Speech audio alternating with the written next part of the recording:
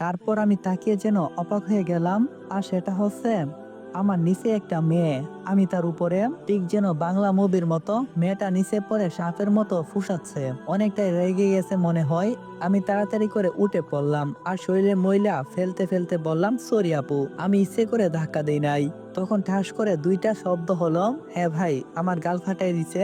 মুভির মতো কি ভাই, পুরা মুভির মতোই মিলে গেছে, গালটা অনেকটাই ব্যথা করছে। পরে মেয়েটার দিকে তাকিয়ে দেখি এখনো যেন তার দুইটা চোখ লাল হয়ে আছে, যেন মনে হচ্ছে আমাকে চোখ দিয়ে গিলে খাবে। আর এই থাপ্পড় দুইটা মেয়েটাই মারছে। চোর খেয়ে চোখ দিয়ে পানি বের হয়ে আসলো। এই প্রথম কোনো মেয়ের হাতে চোর খেলাম, তাও আবার পাবলিক প্লেসে। কত মানুষ দাঁড়িয়ে দাঁড়িয়ে মজা নিচ্ছে, কেউ কেউ আবার ভিডিও করা শুরু করে দিয়েছে।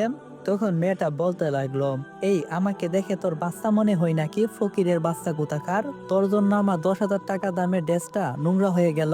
তোকে তো আমি। উত্তরে আমি কিছু বলছি না, শুধু নিচের দিকে তাকিয়ে আছি। মেয়েটা আমাকে ইচ্ছে মতো গালি দিয়ে চলে গেল। আর আমি সেখানেই চুপচাপ হয়ে দাঁড়িয়ে রইলাম। দেখে মনে হচ্ছে মেয়েটা বড় ঘরের মেয়ে এবং শিক্ষিত। এটা কি শিক্ষার মর্যাদা? দুনিয়া আজকে কোথায়? মানুষ চলাপথে তো একে অপরের সাথে ধাক্কা লাগতেই পারে, এটা স্বাভাবিক, কিন্তু এর জন্য এরকম ব্যবহার করতে হবে? তখন ওইখানে থাকা লোকগুলো বসে, দেখছিস, এরকম লুচ্চা ছেলে পাবলিক প্লেসে এসেও লুচ্চামি করে, এরকম ছেলেদেরকে পিটিয়ে শহর ছাড়া করা উচিত। আমি উত্তরে কোনো কিছু না বলে সেখান থেকে চলে আসলাম। একটা শার্টের দোকানে গেলাম, শার্ট কিনে সোজা হোটেলে চলে আসলাম। আজও খুব কান্না করতে ইচ্ছে করছে, কি দূর ছিল।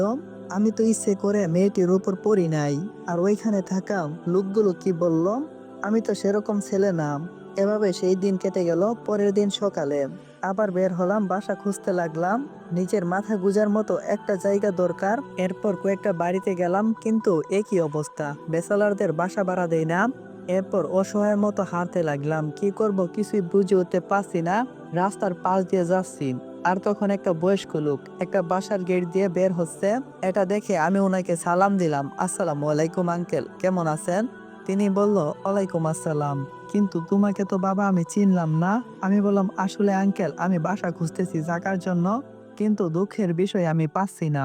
আপনার জানার মধ্যে কি কোনো জায়গা আছে সেখানে আমি রুম নিয়ে থাকতে পারবো? আঙ্কেল, আমি টাকা দেবো ফ্রিতে না, কারণ আমি অনেকের কাছে গেছি, সবাই আমাকে অপমান করে দূর দূর করে তাড়িয়ে দিয়েছে। আঙ্কেল বলল, আমারই একটা রুম খালি আছে, আর হ্যাঁ আমি দেব, কিন্তু তোমার পরিবারে কে কে আছে? আসলে আঙ্কেল, আমার এই পৃথিবীতে কেউ নেই, আমি একা, তাই কেউ আমাকে বাসা ভাড়া দিতে চাই না। আঙ্কেল বলল, আসলে এই ঢাকা শহরের বেচেলারদের বাসা ভাড়া দিতে চাই না, তবে তোমাকে দেখে আমার ভালো লাগছে এবং মনে হচ্ছে তুমি খুব ভদ্র ফ্যামিলির সন্তান, আর তুমি শিক্ষিত মনে হচ্ছে। তবে আমি তোমাকে এই বাসায় একটা রুম দেব, কিন্তু 3 মাসের ভাড়া তোমাকে অগ্রিম দিতে হবে। আর কিছু নিয়ম আছে, সেটাও তোমাকে পরে বলবো। আমি আপনাকে যে কি বলে ধন্যবাদ দেব আমি বুঝে উঠতে পারছি না। আর আমি টাকা দিয়ে তারপর বাসায় উঠবো। আঙ্কেল বলল, আচ্ছা, তাহলে কখন উঠবে বাসায়? আমি বললাম, আগামীকাল সকালে উঠবো আঙ্কেল, এখন আসি। তারপর মনের আনন্দে সেখান থেকে চলে আসলাম। এখন মনটা খুব খুশি, অন্তত থাকার মতো তো একটা জায়গা হলো।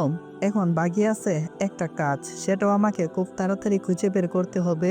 আর সেটা হয়ে গেলে এই ঢাকা শহরে থাকতে আমার কোনো সমস্যাই হবে না। এখন সকালে নাস্তা করতে হবে, তারপর হোটেলে গেলাম। এত ভালো বা বড় কোনো হোটেলে খাবার খেতে পারবো না, কারণ আমার টাকা অল্প, আমার কাছে বেশি টাকা নাই।